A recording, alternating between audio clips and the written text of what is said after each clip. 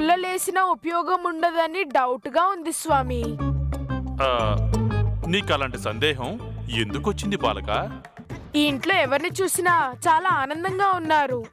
అమ్మా నాన్నలేమో రంగులు పూసుకుంటున్నారు.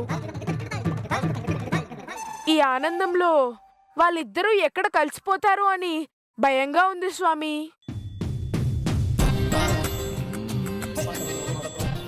అవునా? కొంపదీసి అదే జరుగుతుందంటావా స్వామి? ఏమో, ఏ నిమిషానికి ఏం జరుగుతుందో ఆ శ్రీరాముడికే తెలుసు.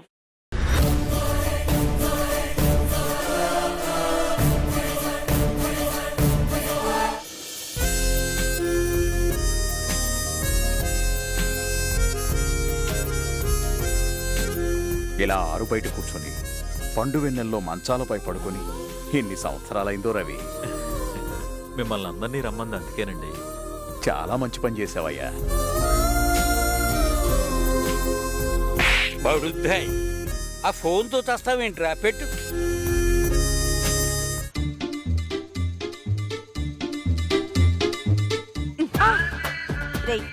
హోంవర్క్ చేయమంటే ఏం చూస్తున్నావురా? పండగలప్పుడు చుట్టాలు ఇంట్లో ఉన్నప్పుడు కూడా చదువుకోండి చదువుకోండి అని పిల్లల్ని సతాయించకూడదమ్మా.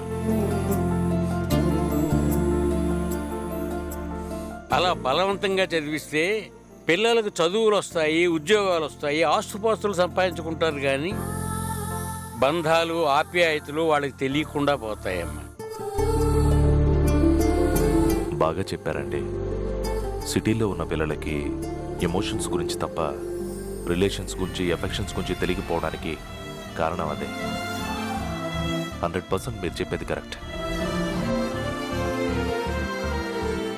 అను, జాయ్, మన ఊరు వెళ్ళకి చదువుకుందరు కానీ పుస్తకాలు తీసి బ్యాగ్లో పెట్టండి. నాన్న చెప్పాక కూడా చదివితే అమ్మ కోపం వస్తుంది జై.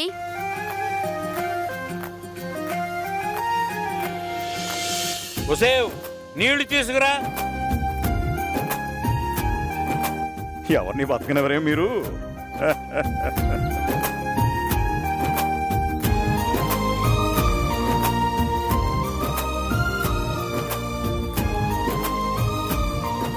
అమ్మాయిని కూడా నీళ్ల చెంబు తీసుకొచ్చి వాడు ఆయన మంచం దగ్గర పెట్టమను.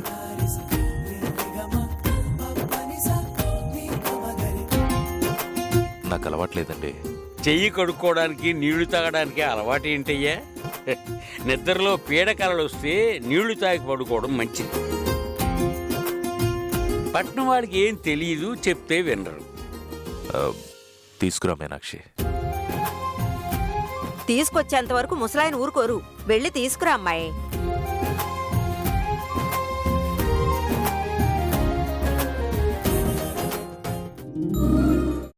అమ్మా, అలాంటి వాళ్ళది నిజమైన ప్రేమ కాదు, అది వ్యామోహం. ఎగ్జాక్ట్లీ చిన్నత్త.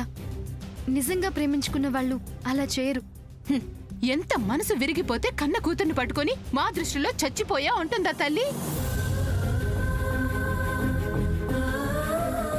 అది సరే అమ్మా, తన కూతురుతో తన మాట అనేటప్పుడు ఆమె మాటల్లో వ్యథ, కళ్ళల్లో బాధ గమనించావమ్మా?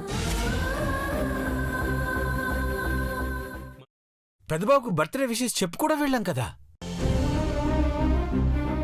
ఊరికే ఎలా కాలిపోతుంది? మంట పెడితేనో పడితేనో తగలబడుతుంది.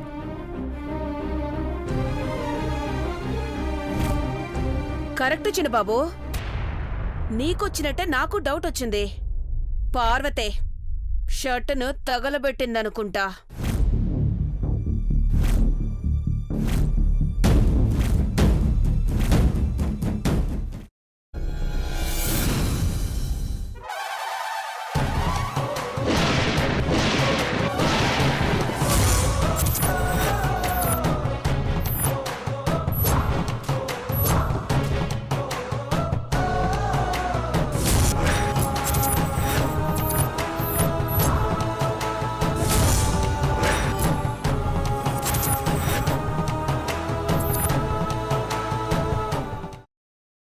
తర్వాత పొట్టు తీసేసి చాప్ చేసి పక్కన పెట్టుకోవాలి. ఒక ప్యాన్లో కొద్దిగా నూనె వేడి చేసి అందులో ఆవాలు, మినప్పప్పు, శనగపప్పు, కరివేపాకు, సన్నగా తరిగి పెట్టుకున్న ఉల్లిపాయలు వేసుకుని 1 నిమిషం పాటు వేయించుకోవాలి. ఆ తర్వాత కాల్చి కట్ చేసి పెట్టుకున్న వంకాయని కూడా అందులో వేసుకుని బాగా మిక్స్ చేసి బౌల్లోకి ట్రాన్స్ఫర్ చేసుకుని అందులో తగినంత చిక్కటి పెరుగు లేదా పల్చటి పెరుగు వేసుకుని మిక్స్ చేసి అన్నంతో కానివ్వండి, చపాతీతో కానివ్వండి సర్వ్ చేసినా చాలా బాగుంటుంది.